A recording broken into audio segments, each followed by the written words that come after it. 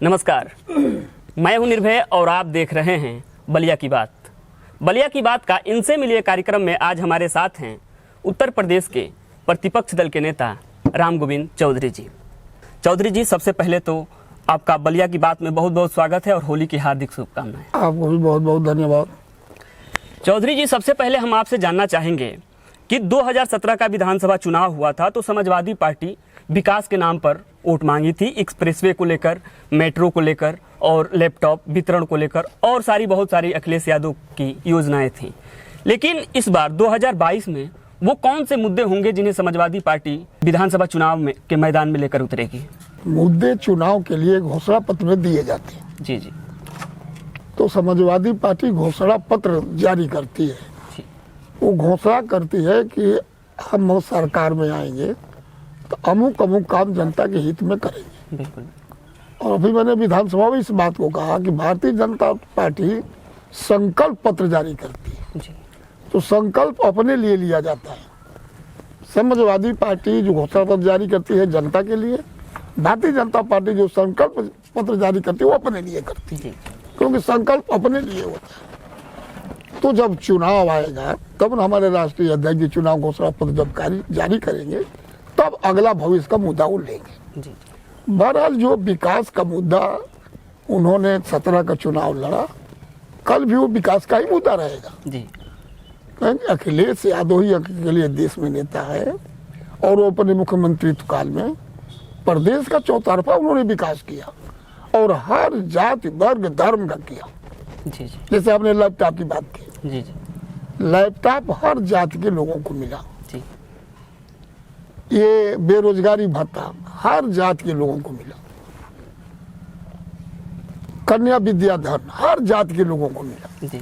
तो भारतीय जनता पार्टी जो 4 वर्ष उसका पूरा हुआ है, पूरा जश्न जो मना रही है, तो उसके लिए कहने के लिए तो अखबार, चैनल और टीवी और आप लोग पर जो प्रचार तंत्र है उसमें वो मजबूत है। काम तो कहीं दिखाई देता नहीं। मैंने विधानसभा में पूछा कि आप सारा काम कर लिए, आप हम केवल एक बात का जवाब दीजिए कि मुख्यमंत्री अखिलेश यादव के हटने के बाद और आप मुख्यमंत्री की शपथ लेने के बाद आज तक 4 साल में अगर 1 यूनिट बिजली पैदा कर दी हो तो हमको बता दीजिए।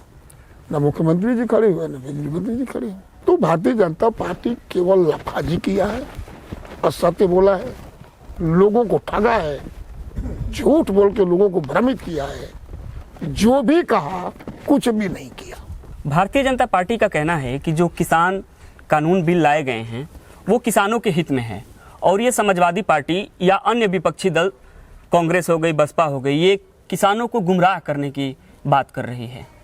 एक तो ये आप जानिए कि किसान आंदोलन किसी दल का नहीं है और न किसी पार्टी का है। बिल्कुल बिल्कुल। वो किसानों का आंदोलन है और किसान के लिए ये तीनों कानून डेथ वारंट से कम नहीं है।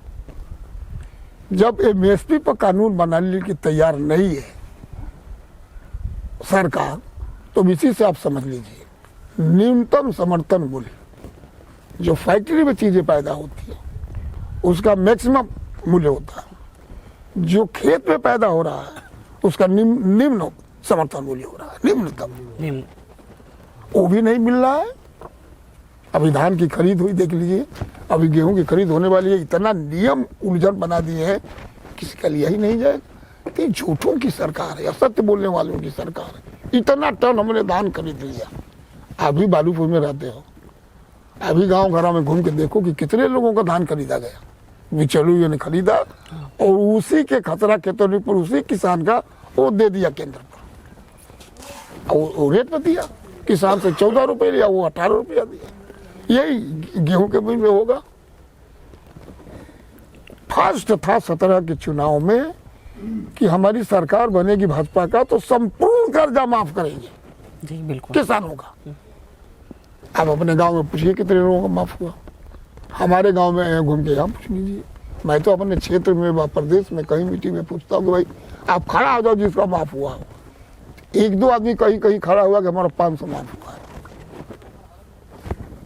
95-96% आदमी को उसका पता ही नहीं कि हमारा माफ हुआ है। हिटलर का जो प्रचार मंत्री था गोबेल, उसी के सिद्धांत पर भारतीय जनता पार्टी असत्य को सत्य बनाने के चक्र में रहती पड़ी। अब मैं आगे आपसे जानना चाहूँगा कि ओवैसी साहब के उत्तर प्रदेश में आने से क्या अल्पसंख्यक मतों में बंटवारा होगा? पूरे प्रदेश की जनता